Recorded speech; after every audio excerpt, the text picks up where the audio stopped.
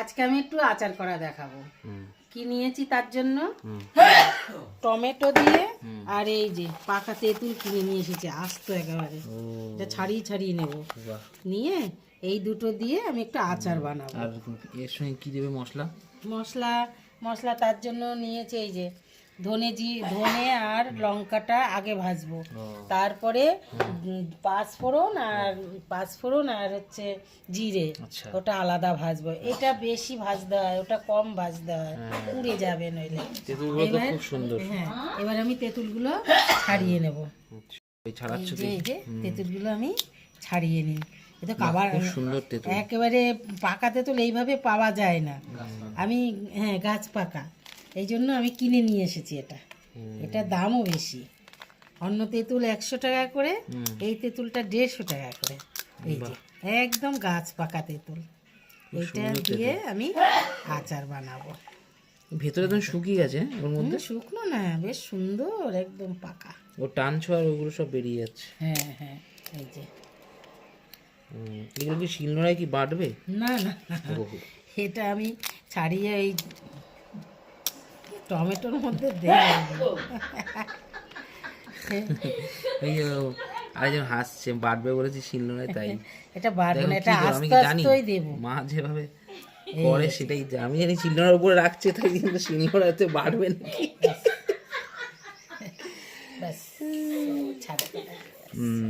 এই যে পুরো শুকনো, টান দিলে ওই যে আরেকজন খাওয়া দাওয়া করছে, ওই যে হাসছে, দেখো ওই যে দেখো হাসছে। ওই যে বলেছি শিলনোড়ার উপরে, সে ওই যে হাসছে, মামুকে খাওয়াচ্ছে, হাসছে। হাই করে দাও একটু এদিকে। ওই আরেকজন মামা খাচ্ছ, এই যে তাকাও, হ্যালো করে দাও।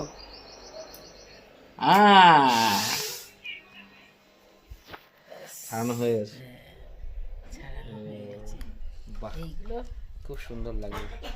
পুরো পাকা তেঁতুল, গাছ পাকা একদম, পাওয়া যায় না, কোনোদিন দেখিনি। এই যে কড়াইটা গরম হয়ে গেছে, আগে লঙ্কাটা দিই। ও এগুলো এমনি খোলায় ভেজে, এমনি ভাবে শুকনো ভেজে তারপরে বাটবো। এটা কিছুটা ভেজে তারপরে পাঁচফোড়ন দেবো আর জিরে দেবো। এইটা একটু বেশি ভাজতে হয়, ওগুলো ছোট ছোট তো পুড়ে যাবে নিলে।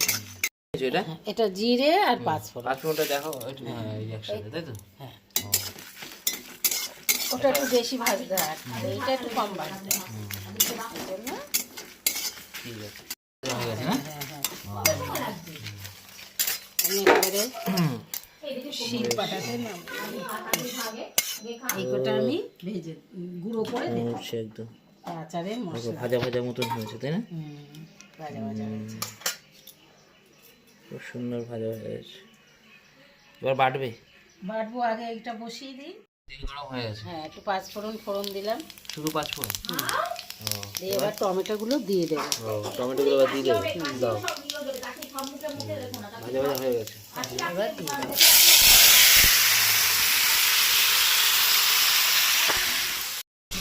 পরিমাণ মতন লবণ দিলাম, আর একটু হলুদ আর একটু নাড়াচাড়া করে আমি ঢাকা দেবো। টমেটোটা সেদ্ধ হোক, তারপরে ঢাকা দিয়ে দেবে। হ্যাঁ, এই যে ঢাকা দিয়ে দেবো। এবার দিয়েছো? হ্যাঁ, ওটা সেদ্ধ হোক, এটা সেদ্ধ হোক, আমি মশলাটা বেটে নিই। আচ্ছা, মশলাটা বেটে নিই।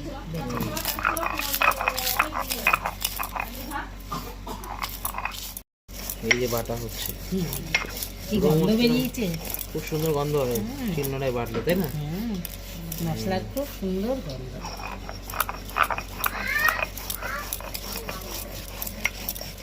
হ্যাঁ, বেশি মিহি হবে না। না, এই যে মশলাটা পরে দেব। এটা খুলে দাও দেখি।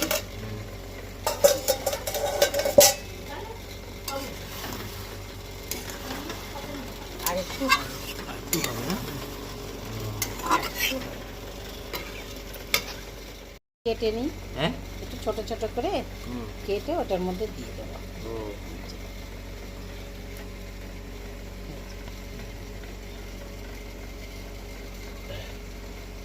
এটা দিয়ে একদম দেবো পাকা ওর তেঁতুল, মধ্যে। হ্যাঁ? হ্যাঁ একদম গাছ পাকা।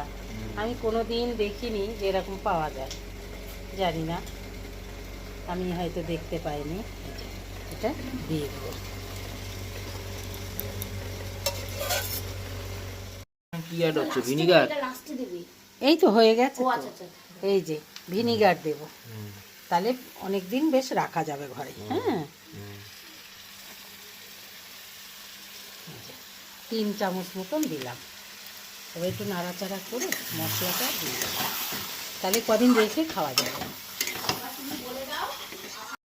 অল্প করে? আবার বেশি টক হলে আবার সব অল্প করে দিলাম, একটু টক টক মিষ্টি মিষ্টি হবে।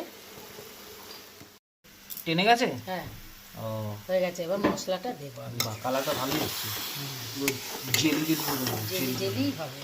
এবার আমি দাঁড়াও মশলাটা দিয়ে দিই, একদম আচারের মতন হবে, অল্প মিষ্টি, টক টক, খুব ভালো হবে। ভাতের পাতে খেতে খুব ভালো লাগবে। আলুটা ভালোই এসছে, খুব সুন্দর হয়েছে। হ্যাঁ হয়ে গেছে, নামিয়ে দিই। দাঁড়াও এরকম করে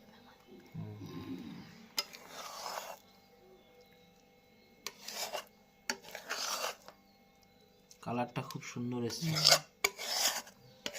খেয়ে দেখতে হবে কেমন হয়েছে। একদম খেতে তো হবেই, ভাত দিয়ে সবসময় খাওয়া যাবে।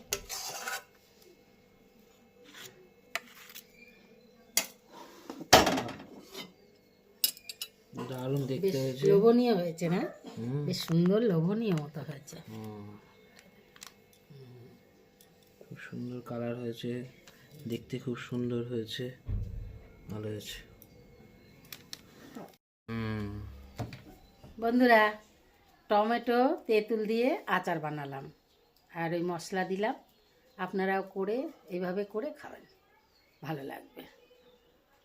নমস্কার বন্ধুরা, টমেটো তেঁতুল দিয়ে আচার বানালাম, আর ওই মশলা দিলাম। আপনারাও করে এইভাবে করে খাবেন, ভালো লাগবে। নমস্কার।